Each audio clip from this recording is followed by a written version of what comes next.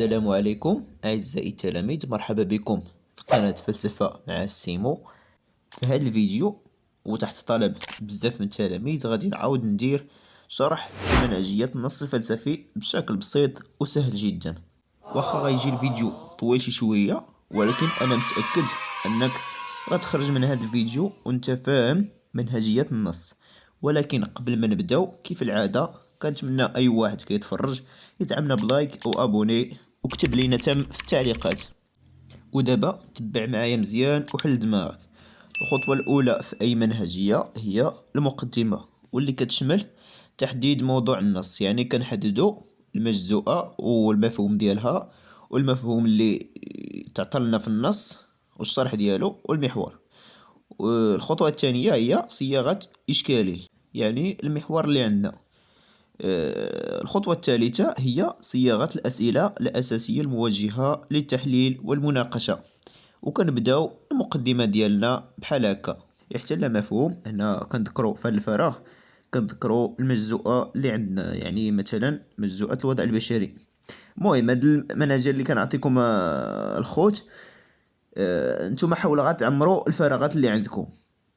تفهمنا الخوت؟ حاولوا غا تعمروا الفراغات، كتبوا هاد المنهجية بحال هكا، ياك هاد الكتبة اللي بالاسود، والفراغات اتعمروهم من عندكم. الفراغات اللي اتعمر من عندكم وانا نشرح لكم باش تعمروه. احتل مفهوم. هنا كنذكر المجزوءة مكانة متميزة في تاريخ الفلسفة، وهو يعني هنا كنديرو مفهوم تاع المجزوءة، مفهوم الوضع البشري، الشرح ديالو. ويرتبط التفكير فيه بالتفكير في مفهوم. هنا كنذكرو المفهوم اللي عندنا، مثلا مفهوم الشخص، مفهوم الغير، الذي يعني كنشرحوه. والنص الذي بين أيدينا يندرج ضمن نفس الإطار ويسلط الضوء على إشكال. كنذكرو المحور اللي عندنا، مثلا الشخص بوصفه قيمة، الشخص بين الضرورة والحرية. هنا كنذكرو الإشكاليات، ثلاثة الإشكاليات على الأقل. وهكا كنكونو سالينا من المقدمة، وغندوزو دابا الخطوة الثانية اللي هي التحليل، وغنشوفو فيها أطروحة النص والبنية المفاهيمية المتضمنة في النص والحجج التي اعتمدها صاحب النص في الدفاع عن أطروحته.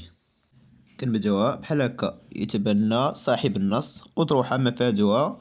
هنا كنديرو الأطروحة ديال النص في حدود 3 أسطر. ثم ننتقل إلى البنية المفاهيمية، يعني المفاهيم المتضمنة في النص. كنبداوها: تتأسس الأطروحة على بنية مفاهيمية تبدأ بمفهوم. هنا كنذكر المفهوم الأول الذي يعني كنشرحوه على الأقل الخوت، كنذكروا واحد جوج المفاهيم ولا ثلاثة. والعلاقة الجامعة بينهم هي، كنذكروا العلاقة بينهم، يمكن علاقة ترابط، علاقة تضاد، علاقة، فهمتوني؟ ذلك أن كنذكروا علاش، يعني العلاقة بينهم إلا كانت ترابط علاش، علاقة تضاد علاش. يعني التعليل: إذا كانت مفاهيم النص قد كشفت لنا عن إحالته وأبعاده الدلالية، فإن بنيته الحجاجية قد جاءت لتعزيز طرحه والتأكيد عليه.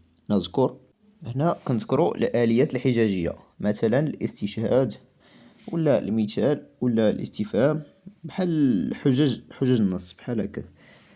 فما قيمة وحدود هذا الطرح؟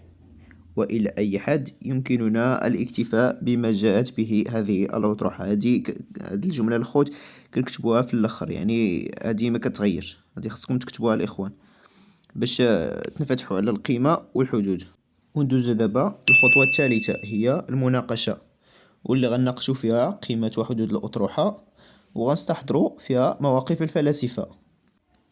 تكمن قيمة وحدود الأطروحة في كونها ساهمت في إثراء وإغناء الفكر الفلسفي، حيث دافعت بقوة على، هنا كنذكروا القيمة ديال نص الإخوان. اللي ما عرفش كيفاش يستخرج القيمة والحدود راه درت ليهم فيديو خاص، تلقاوه في الباج ديالنا.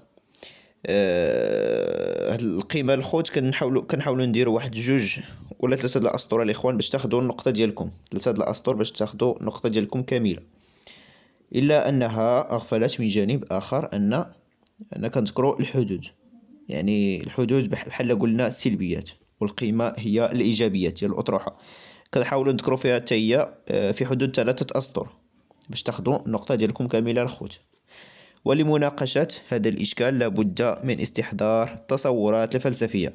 فموقف مثلا كنذكروا الفيلسوف المؤيد يؤكد على أن هنا كنستحضروا التصور ديالو، بينما يرى الفيلسوف المعارض، كنذكروا هنايا الفيلسوف المعارض، أن هنا كنستحضروا الموقف ديالو.